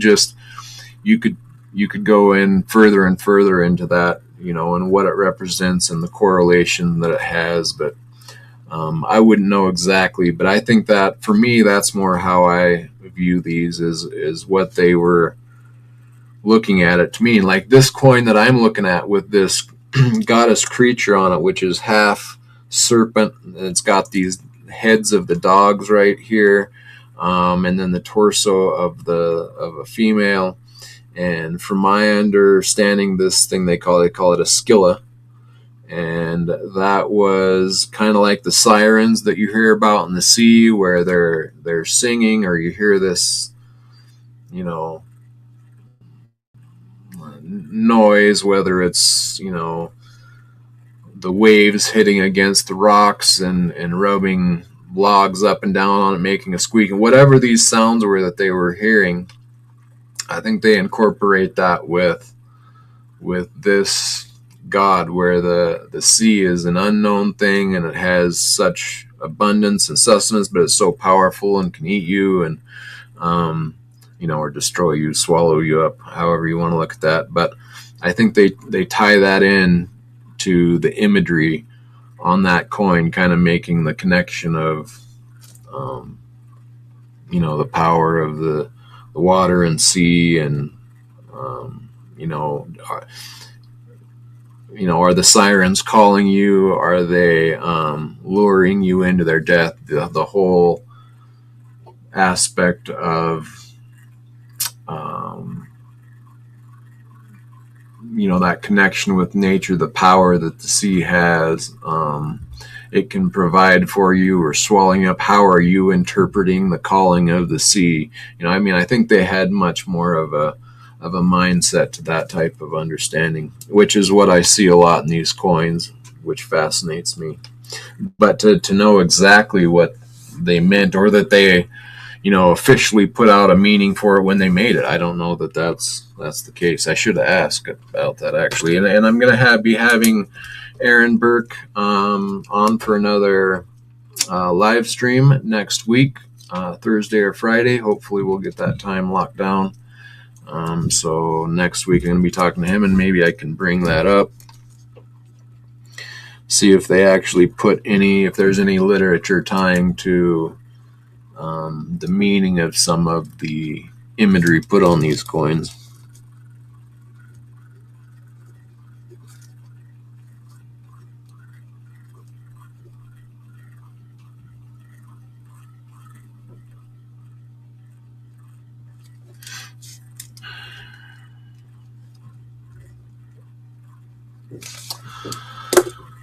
Okay, all right. Why is this not playing?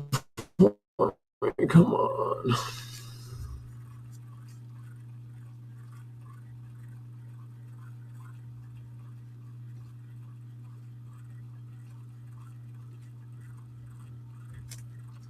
I might have to reset and come back in. I don't know, my computer is locking up or something. For some reason, these videos are not playing for me. Normally they play just fine, but of course for this live they are not wanting to. So I might just shut it down and come back on here in a minute. But yeah, so in the meantime, this is their new buyer bid sale. This just came out. They just released this buyer bid sale an hour ago or so. So, and the idea with their buyer bid sale is there's no buyer fees in there. So with most of the ancient coin auction houses, pretty much worldwide, there are a couple new ideas out there, but for the most part, most of these auction houses that are known worldwide, have been in the business for a long time, have a buyer's fee, or an auction house fee, which is like from 20 to 25%. So whatever price you're seeing they have listed, or whatever the bid price is, with most auction houses, you need to add 22%, depending on what their auction house percentage is, anywhere from 20 to 25% nowadays, on top of the price that you see being displayed. With the Harlan J. Burke buyer bid sales, it's just the price listed. That's the buy it now price. So like for this coin, it is at $3,850, and there's this little buy it now tab right here. So if I click buy it now, I would buy this coin right now for $3,850, and they would send me the coin right away. So I could purchase this coin right now. However, let's say that I think that this coin is priced too high, and I think, oh, nobody's going to pay that price for it, but I still want it, so I'll wait, and it'll stay at this price for a month and a half, however long they're going to let this buyer bid sale run before they close it. It'll be at this list price. But let's say it goes for a month and a half, and they're going to start closing this down. They'll open it up to the next best bid. So it'll still have the buy it now price of $3,850, and you could still buy it right away for $3,850. But they, at the last week or two of their auction, they'll open it up to bidding, and so you can put your low bid in there, and if it's the highest bid so far and they think it's in an acceptable range, they will accept your low bid, and that'll be the new low bid price. But then they'll have another little section here that will say next acceptable bid. And so say I bid $3,000 on it. And so I'm saving $850, but they'll put next acceptable bid at $3,200. And so someone can overbid my $3,000 bid by bidding $3,200, and then he's winning the bid. And then someone else could come in at $3,400, and then they're winning the bid. So the last 2 weeks, you have a chance to put in a lower bid, and maybe you put in a lower bid of $3,000 and no one else bids on it. And so when they close the auction after a couple more weeks, I will get it at that $3,000 price. But anyone can bid over my $3,000 price, and then they've taken it away from me. It's a regular bidding auction in that way. But you can wait till the end of the auction if you think something's overpriced and get it at a reduced price. And there is no additional fees added on top. Like with most auction houses, you would take this $3,850 and then add 22% on top of that. So that's kind of how they run their buyer bid sale, a little bit uniquely to some of the rest of the ancient coin auction houses. And this is just not going to play for me, so I'm going to have to wrap this one up. But anyway, we got a chance to take a look at their new buyer bid sale. Some cool, interesting stuff in here. I am definitely interested in a couple coins, but yeah, I'm gonna have to play the video and take a close look at a couple that I'm interested in and get back to you. And a couple that I was interested in, I've already sold, and that's usually the way it is with these buyer bid sales from HJB. Is, you want to be on the ball, on top of it for in that first half hour of release. A lot of the coins will get bought because unless they're way overpriced, you just get in there and get your coin right out the gate before someone else has a chance at it. So I've got lucky and got a couple coins right out of the gate that I thought were priced great, and I got to them before anybody else had a chance to, so that's fun and cool.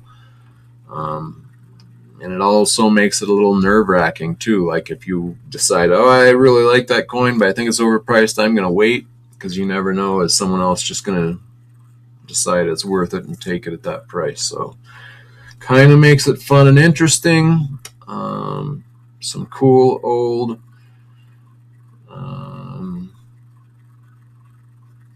Electrum coins here.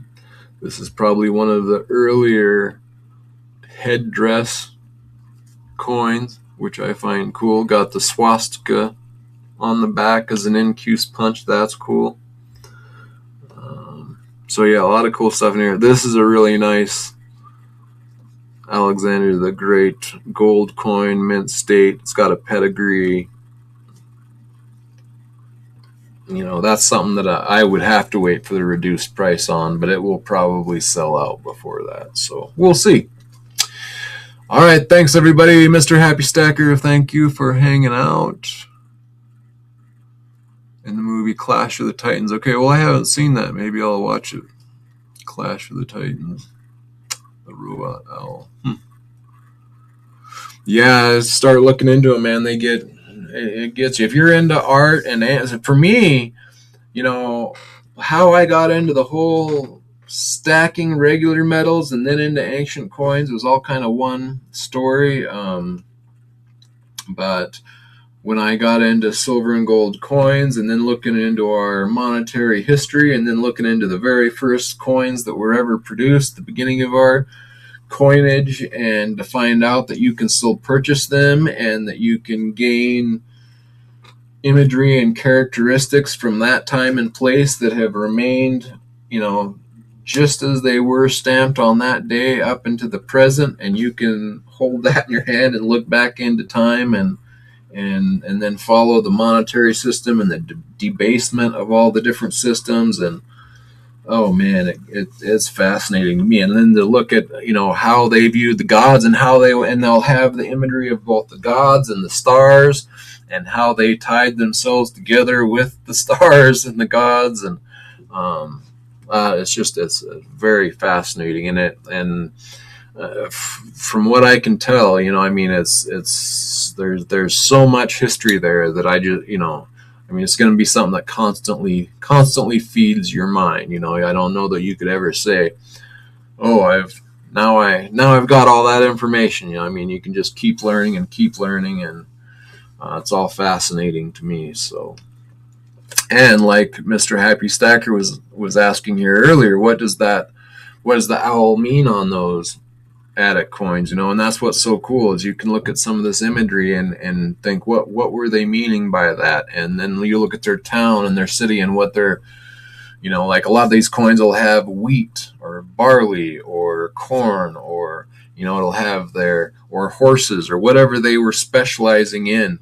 I don't know. Yeah, it's fascinating. I have a lot of fun looking into these coins, and gain a lot by looking into them history wise. So I enjoy it, and the art. Right? If you like, that's mostly what it is for me, is seeing the amazing artistry, and the message that they can get in such a small area, and yet it says so much, and without words. Like it's telling you a lot, yet there's not necessarily words, or only a word or two.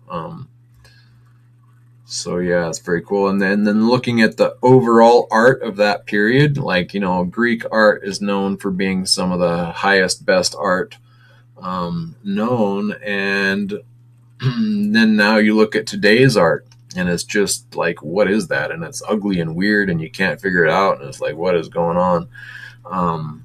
As opposed to just being blown away by the beauty of the art and how it's almost lifelike. And then I've heard people talk about that, how a culture's art will mean a lot to how that culture is. And I find that to be true, in that, if you look at the art of that time and it's ugly and weird, and it probably means that's kind of the mindset of the culture of that time. They don't know what good art was. They don't know what good is or bad is. And that's kind of the culture we find ourselves in now, where good is evil and evil is good, and you can't tell what right and wrong is. And that's why you see it in the arts. Like, what is that? You can't even tell. Whereas, at the height of Greek art, it was just beauty and amazement, and how can things be so pretty and so perfect. And so, well, they probably had a base idea of that, and so I don't know, I find it all interesting. That is a great question, Rockmoss. I ask Aaron that almost every show, and I try to find different ways of asking it. It is very hard to know and to get exact answers on that. Like I was just saying, though, the Attic Athens owl, the tetradrachm itself, is one of the most minted coins ever. Like, so you look at our, you have the oh no, it's slipping my mind, but you have like the taller, or the 8 pieces of 8. You have our walking liberties, or like the Attic Athens. More of those were minted than even some of our modern coins. Like, I wouldn't know about our penny or like that. We had a lot of that minted, but as far as real money coinage stamped out, the Attic Athens owl was one of the most minted, most well-known coins worldwide. So there was a lot of Athenian tetradrachms issued. So there's not a shortage of those, and that's why you can buy them for a pretty cheap price. For them to get expensive, you have to get, mint state, beautiful art, unique mint.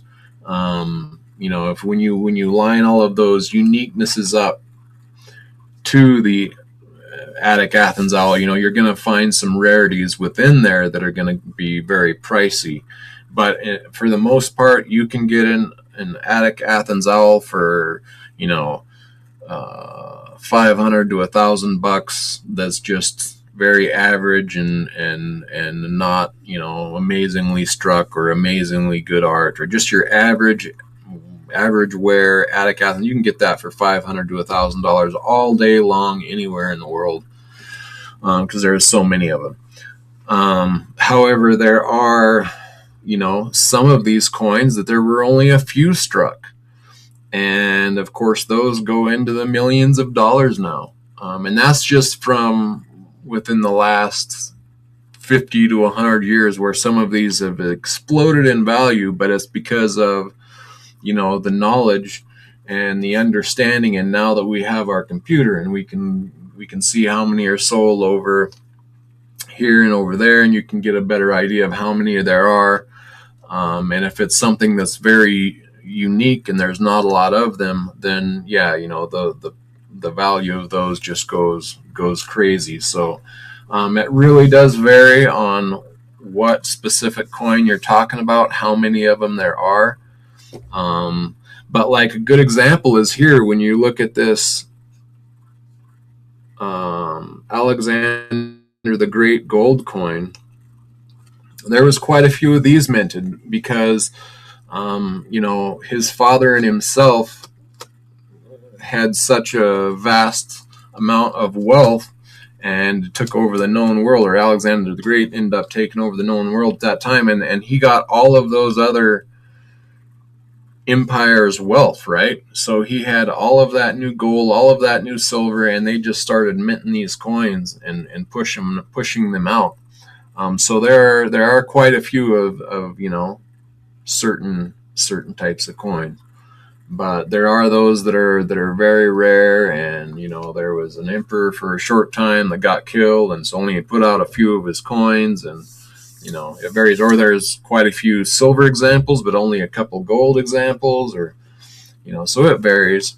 But I have learned this one thing that I was surprised to learn, is there are a lot of certain types of these coins that you wouldn't think so. But once you run it through your head, it's like they were minting these coins all day long, every day for years on end. So there was a lot of them, but that's only for certain coin types. So it's interesting and not an exact science, but you start figuring it out the more time you spend there. Okay, guys, thank you so much for hanging out. I will be back soon with another live. I just wanted to go over this buyer bid sale. And I listed this on my review as number 135 buyer bid sale, but it's actually 235. So, but I'm going to try to start covering these as they get released. These buyer bid sales usually go on for a couple months. So this will be up for a couple months, and then it goes into its reduced price bidding for a couple weeks right before they end it. So we'll try to start covering these from now on, and I appreciate everybody for hanging out, and we will catch you all on the next one. Thanks, guys.